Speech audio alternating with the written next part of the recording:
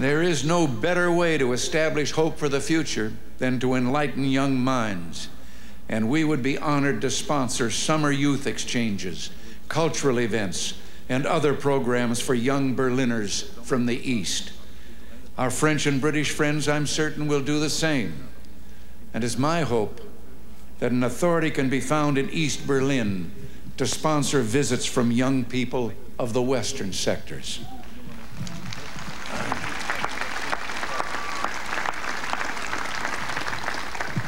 One final proposal, one close to my heart. Sport represents a source of enjoyment and ennoblement. And you may have noted that the Republic of Korea, South Korea, has offered to permit certain events of the 1988 Olympics to take place in the North. International sports competitions of all kinds could take place in both parts of this city. And what better way to demonstrate to the world the openness of this city than to offer in some future year to hold the Olympic Games here in Berlin, East and West.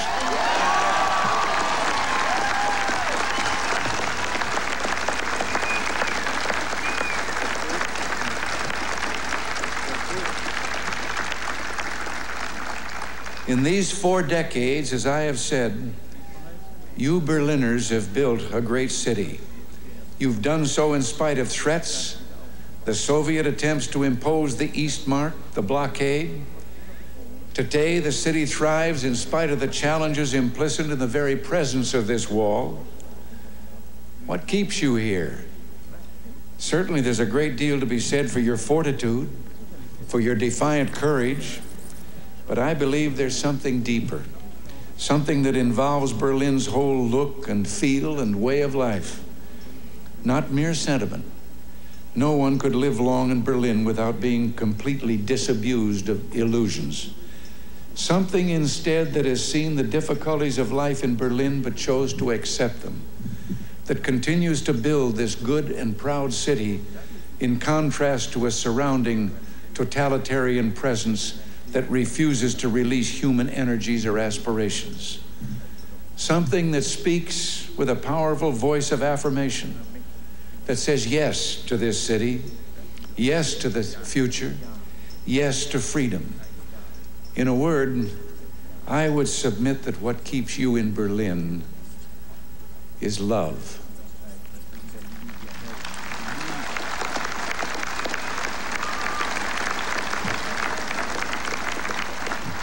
Love, both profound and abiding. Perhaps this gets to the root of the matter, to the most fundamental distinction of all between East and West. The totalitarian world produces backwardness because it does such violence to the spirit, thwarting the human impulse to create, to enjoy, to worship. The totalitarian world finds even symbols of love and of worship an affront.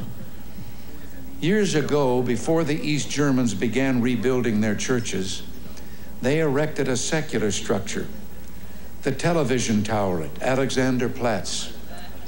Virtually ever since, the authorities have been working to correct what they view as the tower's one major flaw, treating the glass sphere at the top with paints and chemicals of every kind. Yet even today, when the sun strikes that sphere that towers over all Berlin, the light makes the sign of the cross.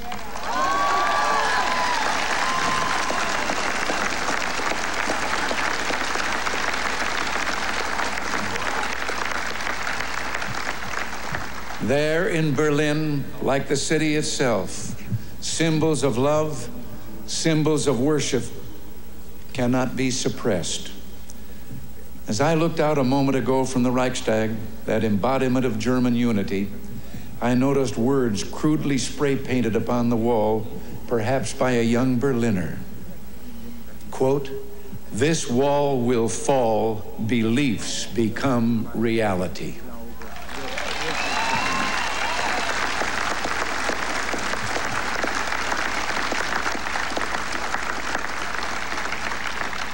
Yes, across Europe, this wall will fall, for it cannot withstand faith, it cannot withstand truth.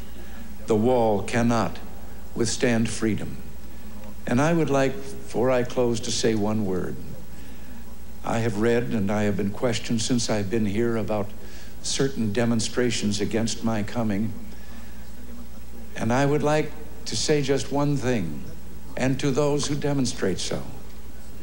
I wonder if they have ever asked themselves that if they should have the kind of government they apparently seek, no one would ever be able to do what they're doing again.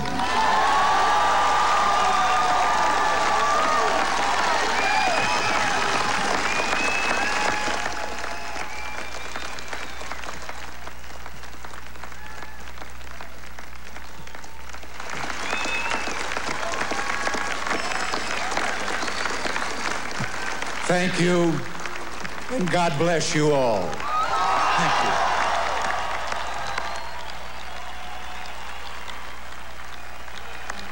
President Reagan concluding a speech of almost half an hour, as we said, in the shadow of the Brandenburg Gate, that large gate on the other side of the wall in East Berlin, with a very pointed zinger at those people in West Berlin who have demonstrated against American policies in various parts of the world over the last couple of days.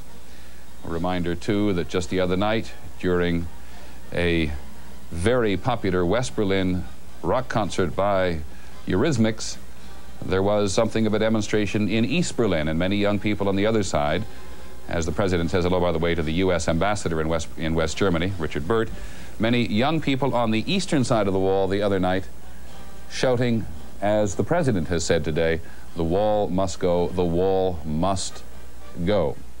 For a whole generation of Americans, young Americans, who have grown up in the period since 1961 when the wall was first erected, it is, I think, very hard, even on television, to have a sense of the powerful division that this wall, which snakes all the way through East and West Berlin, 103 miles, is in reality. That was actually the wall in which the President, in front of which the President was standing. That rather crude printing on the back which said "Welcome Reagan" was literally written on the wall, which is now about 8 or 9 feet high with round tops so people can't climb over it.